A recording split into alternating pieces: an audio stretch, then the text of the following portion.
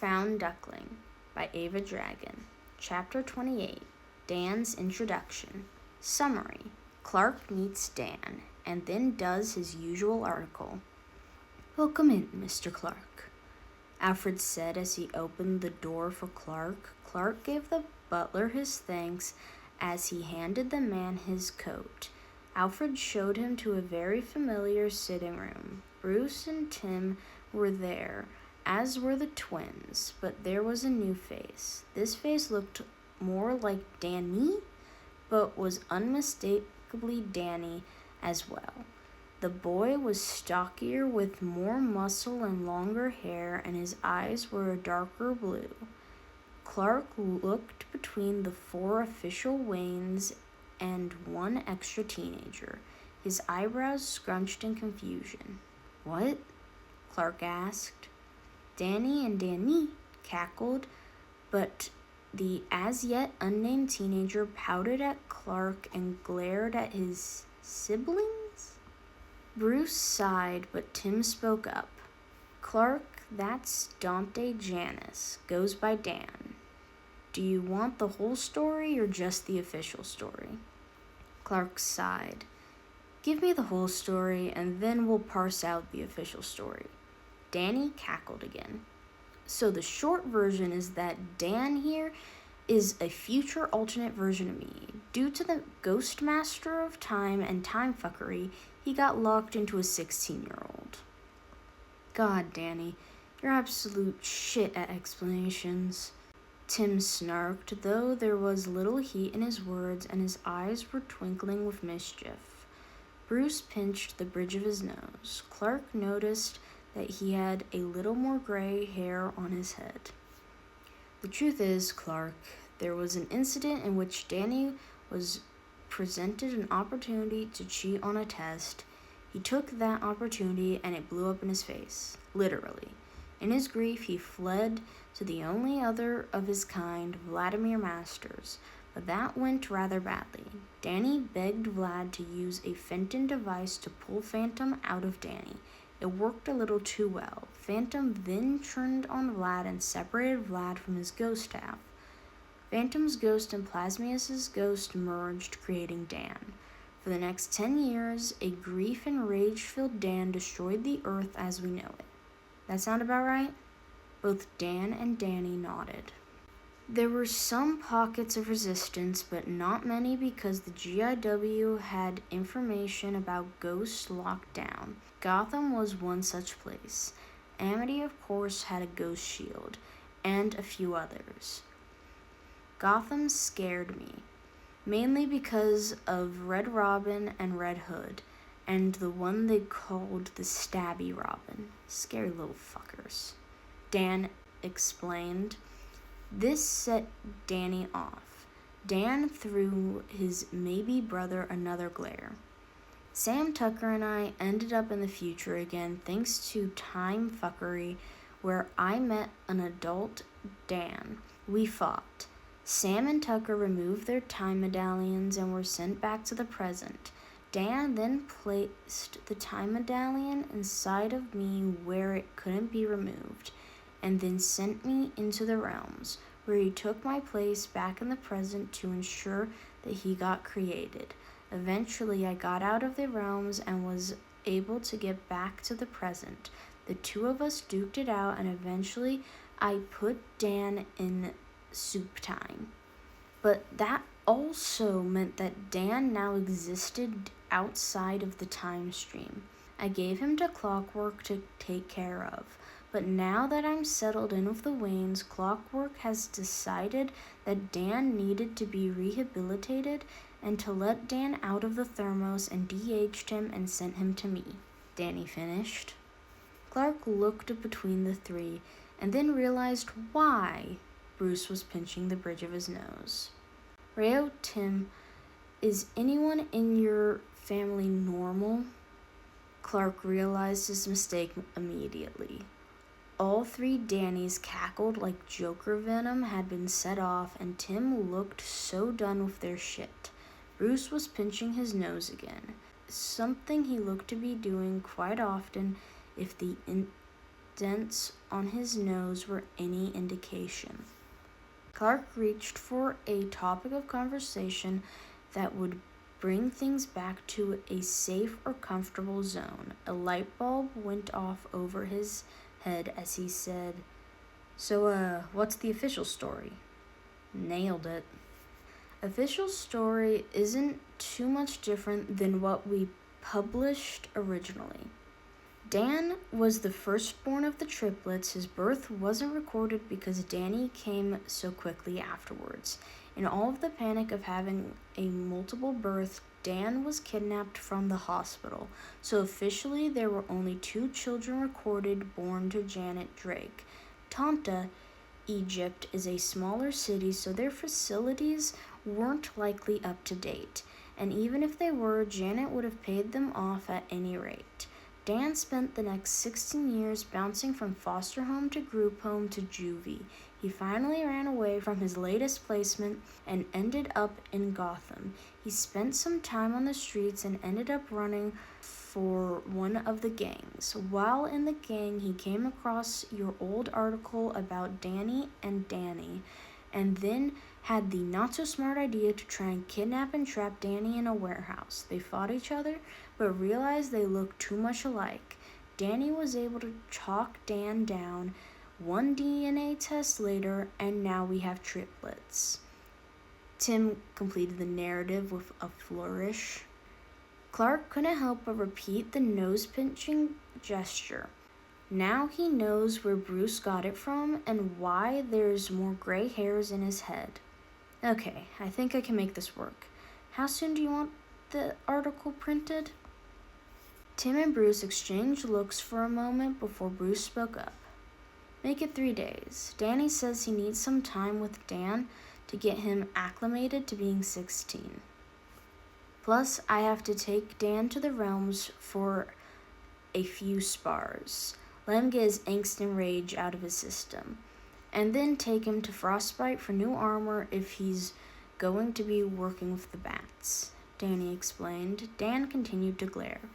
In that moment, Clark was glad that he only had John, even if he was mending his relationship with Con.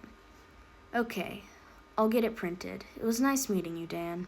Clark held his hand out to the surly teenager, who shook it, albeit reluctantly. Clark noticed that his grip was strong and his hands were calloused. Clark could tell that Dan really wanted to test his strength and would have if Danny hadn't elbowed his brother hard in the gut. Dan wheezed out and let go of Clark's hand, his eyes flashing red. He launched himself in Danny and the 2 were off. Danny ripped a hole in reality at Bruce and Tim's cry of horror, and then they were gone. Oh, don't worry about them. They'll be fine. Dan may be strong, but Danny has only gotten stronger.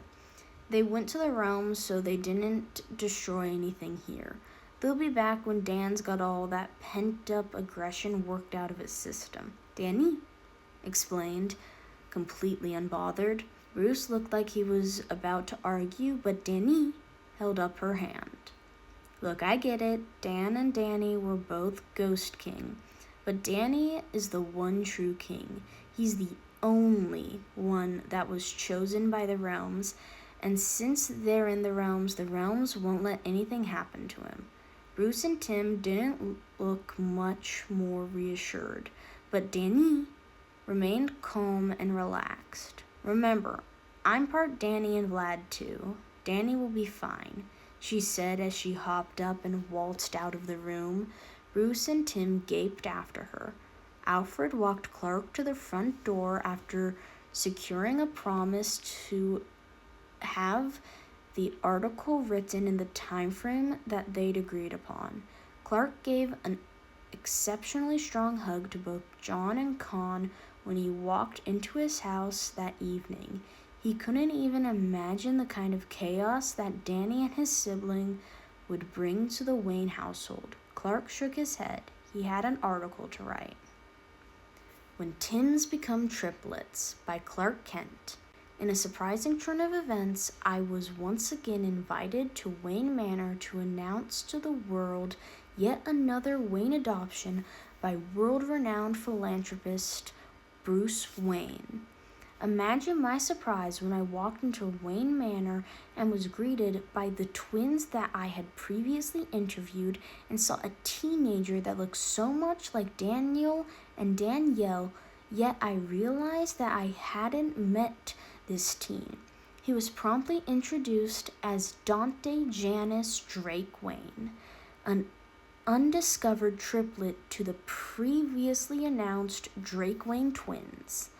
Dante's Dan, he corrected me. Story is not much different from Danny's, but at the same time much more tragic. Dan was the firstborn at a small hospital in Tanta, Egypt. Danny was in a rush to make his presence known, so Dan's birth hadn't had time to be recorded. In the rush to get Danny delivered, Dan was abducted from the hospital. By the time Danny delivered, the staff had forgotten that there was a third child. From there, Danny found himself in several abusive homes, which unfortunately ended up with him receiving a record and bouncing around the foster system. When Dan was just 13, Dan ran away from his last group home and made his way to Gotham, where he spent the last 3 years on the streets. Dan ended up being a runner for the local gangs and surprisingly kept himself off the radar of the local vigilantes. He kept this up for the next 3 years until he saw my previous article about the reunited Drake twins. It was then that something clicked for Dan. Dan, in a misguided attempt to reunite with his family, attempted to kidnap Danny.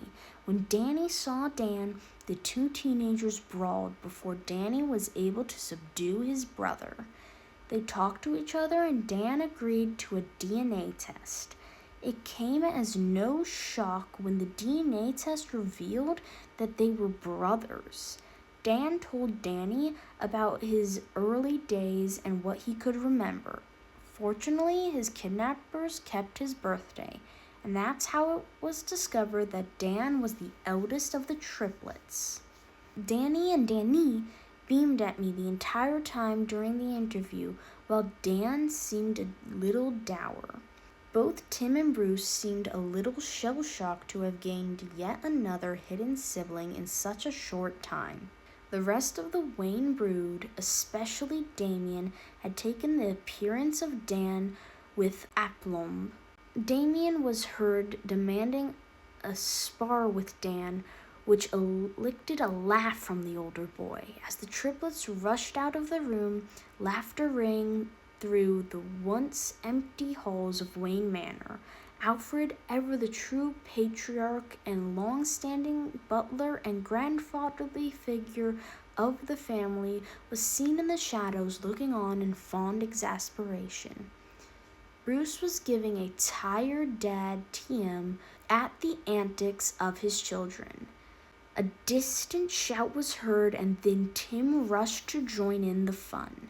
I don't know much, but I do know that the appearance of Daniel, Danielle, and Dante Drake Wayne and their addition to the Wayne family has been good for the Wayne brood. The once empty manor has never been as full, and its halls and rooms have never seen as much love and laughter. In just the short meetings I've had with the twins and now meeting Dan, I could see their vibrant personalities. Danny is the sunshine child and a joy to be around. Danny is a whirlwind and throws herself into everything she enjoys with enthusiasm, while Dan is a stoic presence who has your back.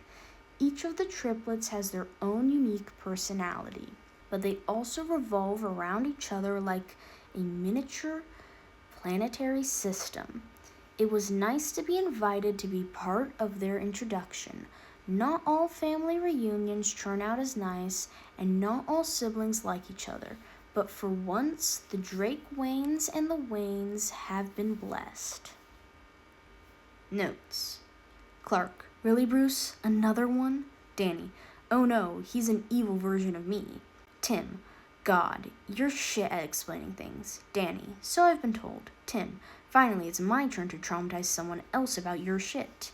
Clark, Row, Tim, why can't you be normal? Tim, I've been saying the same thing for like the last 6 months. Danny, I'm gonna take Dan into the realms and beat the shit out of him. Okay, bye now. Tim and Bruce, whimpers in the corner. Clark, thank Row I only have one child and one sort of kid.